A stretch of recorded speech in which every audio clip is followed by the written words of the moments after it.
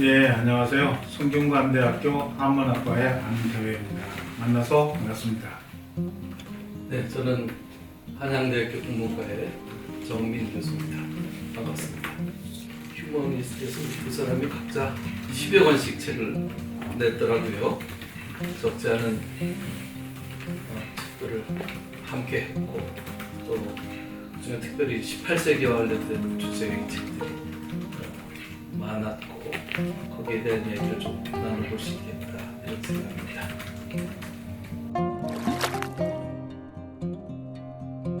석사 논문부터 18세기를 대표하는 시인분이 지식인이라고 할 수 있는 이동무, 박재가, 유득공이 중심이 되어서 전개되었던 18세기 시사, 백담 시사를 가지고 석사 논문을 신대서부터 출판했고, 그 이후에 흥미를 끄는 자료들의 다수가 18세기에 나왔고 18세기 역사 현상들을 다루고 있어서 그런 것들이 어떻게 보면 뿌리가 되어서 18세기 이렇게 긴 시간 동안 가지고 저작을 쓰고 출판한 것이 아닌가 생각합니다. 18세기 학회라는 그 모임을 하면서 이제 세계 18세기 학회라는 거에 이제 4년에 한 번씩 참석하고 18세기에 대한 연구열이 정말 대단히 뜨겁고 전 세계적으로 굉장하다는 느낌을 가졌습니다. 또 하나는 이제 제일 큰 것이 뉴 밀레니엄과 좀 상관이 있습니다. 아날로그 시대가 이제 디지털 시대로 넘어오고 이른바 정보화 사회가 이제 커지고 지식 시장의 빅뱅이 일어나고 21세기의 어떤 이런 상황을 가장 선언적으로 잘 보여주는 지식의 어떤 패턴이 바로 18세기였다.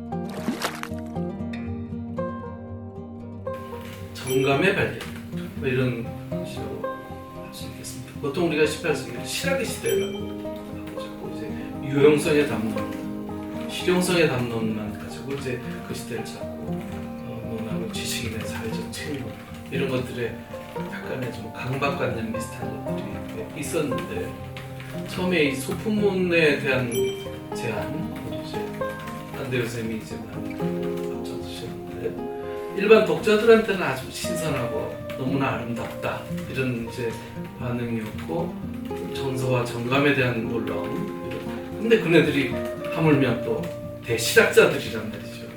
도대체 무엇이 이 시대를 특징 지었나?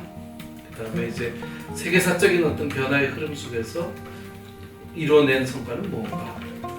저는 가장 큰 것이 지식의 생산자로서가 아니라 지식의 편집자로서의 시대를 이네들이 열었다는 점이 굉장히 중요하다고 생각이 돼요. 그러니까 뭔가 있는 정보들을 갈래를 주어서 편집을 해서 새로운 읽을 거리로 이제 제시하는, 말하자면 백과전서적 정보들에 대한 총괄, 이걸 뭐 가장 잘한 사람은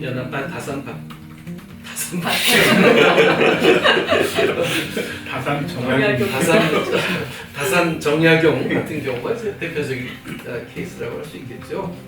그러니까 뭔가 주식 시장의 변화, 패러다임이 변화하는 그런 굉음 같은 것들이 이 시대에 들렸고, 그 목소리를 좀 우리가 좀 연구자로서 귀여겨서 담아내야겠다, 그런 생각을 저는 이후로 많이 하게 됐던. 뭐 저 같은 경우에는 특히 주목했던 부분이 소품문이었습니다. 기존의 문학하고는 결이나 주제나 문체나 이런 것들이 다른 것들을 많이 소개를 했는데요. 거대 담론 위주로 되어 있던 것들, 그런데 경제나 정치나 사상이나 윤리나 이런 것 위주로 되어 있던 것들을 인간의 일상사 속으로 내려왔던 그런 작품들에 대한 소개했던 거죠. 그런데 실제로 살펴보니까 18세기에는 그런 작품들을 낳은 문인들이 우리가 예상했던 것보다 훨씬 더 많았다. 18세기의 문화 현상으로서 우리가 꼽을 수 있는 것 두 가지를 든다면 이런 것이 있다고 생각을 해요. 18세기에 있었던 사람들의 문화나 그들의 문학 작품은 현대인이 읽어도 공감할 수 있는 그런 공감의 부분이 굉장히 많다. 그런 거 하나고, 또 하나는 그 시기에 일어났던 다양한 문화 현상하고 유럽이나 이런 쪽에 있었던 그런 현상들하고 거의 동시대적으로 서로 공감대를 형성하고 있었던 그 부분입니다. 그래서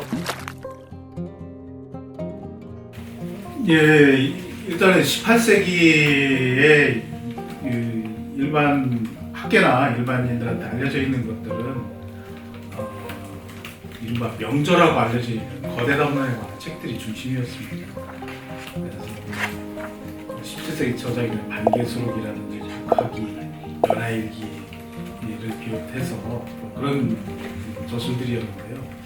사실 이 18세기 지청서에서 우리가 넣은 작품들은 존재도 알려져 있지 않았었고, 당시부터 현재에 이르기까지 가치가 있다라고 별로 그렇게 인정받지 못한 책들이 상당히 많습니다. 그러니까 관심권 밖에 있었던 저작들이죠. 그런데 이게 관심을 기울이지 않을 저작들이냐? 그렇지 않고 대단히 중요하고 18세기의 다양한 현상들을 보여주는 중요한 저작들이다 라고 하는 관점에서 이런 저작들을 소개를 해야 되겠다. 처음 기획할 적에 연경, 그 다음에 선생님의 함남운견록, 그 다음에 또 화음스럽도 나왔고, 그 다음에 여기 나온 저는 사회단 인지나 소문사설 같은 저작들이 시작을 했는데요.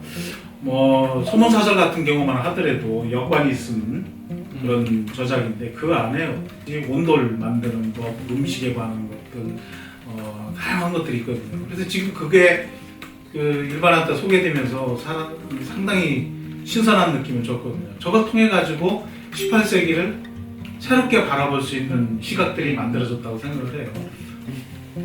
제가 했던 그 탐남운견록은 일종의 그 제주도민 중에 해외에 표류했다가 다시 살아 돌아온 사람들의 인터뷰집입니다. 18세기에 나온 거죠. 이거는 결국은 그 당시 폐쇄된 조선 사회에서 해외에 나갔던 사람들이거든요. 완전히 우물안 개구리처럼 살다가 어마어마한 바깥 세상이 있다는 것을 알게 되고, 얘네들이 들어와서 입소문으로 이렇게 말하면서 그게 풍문이 되고 이야기가 돼가지고 만들어지고, 문순득 같은 사람은 필리핀까지 갔다 오지 않습니까? 이러면서 이제 오히려 지식인 그룹들이 오히려 닫힌 세계 속에 갇혀 있을 때 밑에서부터 오히려 열리고 있었다는 거죠. 경험해 보지 못한 세계에 대한 호기심, 낯선 것들에 대한 어떤 탐닉, 그 에너지가 18세기의 에너지다. 그렇게 생각돼요. 최근에 나왔던 해동화식전 같은 경우 책으로 내기 전까지는 내용조차도 알려지지 않았었던 그런 책들이거든요. 그 시대의 사유를 보여줄 수 있는 새로운 책이고, 경제에 관한 거의 저는 유일하다고 봐요. 그렇게 기존의 유학자들이 가지고 있는 생각하고는 너무나도 다른 생각들을 표출할 수 있는 그런 저작인데, 녹화잡기나 화음수록도 약간 좀 그런 기미가 있고, 해동화식전은 문체로 보자면 뭐라고 해야 되냐, 소품문입니다. 그래서 당시의 주류 담론하고 다른 자기만의 어떤 독특한 생각을 표출하는 그런 모습들을 이 18세기 지청서에서 이렇게 찾아볼 수 있는 거죠. 그래서 사실 우리끼리는 좀 경쟁도 많이 했어요. 누가 먼저 찾나? 해동 화식전 같은 경우는 나도 한 10년을 찾았거든요. 10년을 찾아보고 있었는데 먼저 찾아내더라. 우리 또 안 선생님이 그 상상 속의 정원이라는 논문들 그 시리즈 자료들을 소개하니까 그거 제일 환영한 사람이 누군지 아세요? 원예학과하고 조경학과 사람들이 제일 열광을 했습니다. 상도제하면 국방쪽에서 쓰는 거고, 그것도 참 굉장히 재미있는 경험이 됐는데, 근데 좀 하다 보니까 그런 점이 좀 있습니다. 이게 뭔가 점점 문학하고 멀어지는 느낌이 좀 들어요. 그래서 이게 좀 갑자기 내가 점점 이게 무슨 문화 사과처럼 돼가는 느낌이 좀 드는데, 그것도 즐겁잖아요. 공부가 즐겁고 그것도 여러 가지로 이제 그 시너지들이 자꾸 긍정적인 시너지들이 생기니까 계속 할 게 많이 생기니까 그렇습니다. 한국의 고전은 한국의 고전으로만 내버려두면 안 된다라는 생각이고요. 세계적인 관점에서 동아시아 현상 이야기 할 적에는 중국 이야기하고 일본 이야기 한 다음에 그냥 떠나버려요. 한국 건 빠집니다. 그 중에 하나가 제가 담배 가지고 이야기해도 조선 후기죠. 그때 한국의 담배 현상을 빼놓으면 안 되는 부분들이 상당히 많습니다. 그런데 한국 담배 얘기는 안 해요. 이유는 뭐냐? 실제 연구되지 않았습니다. 그 다음에 자료가 정리되어 있잖아요. 안 하면 어떻게 되냐? 한국이라고 하는 나라의 담배 문화는 사라져버린 거예요. 학자가 해야 될 건 뭐냐? 바로 그거다라는 생각이 들고요. 다산 아무리 좋다고 해도 전문 작업이 되어 있지 않습니다. 이 사실은 글자 전문가들한테 글자 하나 다루는 것이 굉장히 중요한 의미를 가질 수 있어요. 논어에서 글자 하나 틀린다? 이거는 굉장히 중요한 겁니다. 세계가 말한 것에 글자 하나 달라지면 중요하지 않고 뭐 아이고 그럴 거야 뭐 전문가들은 그런 텍스트 비평으로부터 들어가서 엄정한 학술적인 태도를 가지고 전본 텍스트를 만들고 그 바탕 위에서 번역을 해야 번역의 오류로 인해서 잘못된 것들이 만들어지지 않는다 생각이 듭니다. 다음수록 또 이게 엉뚱한 사람의 자료로 번역이 돼가지고 원문을 볼 수 없는 상태가 그렇게 몇십 년이 되고 나니까 이게 자료가 저자가 누군지도 모르고 엉뚱하게 이제 그동안 계속 인용이 됐고 심지어는 수능 시험에까지 출제가 됐었거든요. 그 시험 답안이 틀렸어요. 그래서 결국 우리 18세기 총서가 의미 있는 것은 뒤에 원문을 항상 다 제시한다는 겁니다. 독자들은 원문 있으면 경계하거든요. 한자만 나오면 안사 이러는데 이거 굳이 넣는 이유가 이게 해외 연구자들도 한글을 몰라도 이 원문 보고 가져가서 아 한국에도 이런 현상이 있었구나 알 수 있는 거거든요. 지난번 텍니지 정본 사업 같은 것들은 정말 그런 면에서 굉장히 중요한 작업을 하신 거거든요. 이제 여러 가지 입원을 가지고 대교를 해서 그건 정말 무한 소모의 작업입니다. 빚도 안 나. 빚도 안 나. 인정도 안 해줘요. 인정도 안 해줘. 그래서 이용 다 해먹었어. 네, 인정도 안 그런 묵묵한 작업과 시간들을 존중해줘야죠. 모든 그 저술은 다 역사다. 장학성이 한 이야기죠. 그래서 문학을 하더라도 역사적 관점을 나름의 거시적인 시각으로 바라보려고 하는 그런 것을 좋아했었는데 텍스트에 입장을 해서 바라보는 그런 시각 그것들이 함께 겸한다고 하면 좋지 않을까 제 바람입니다.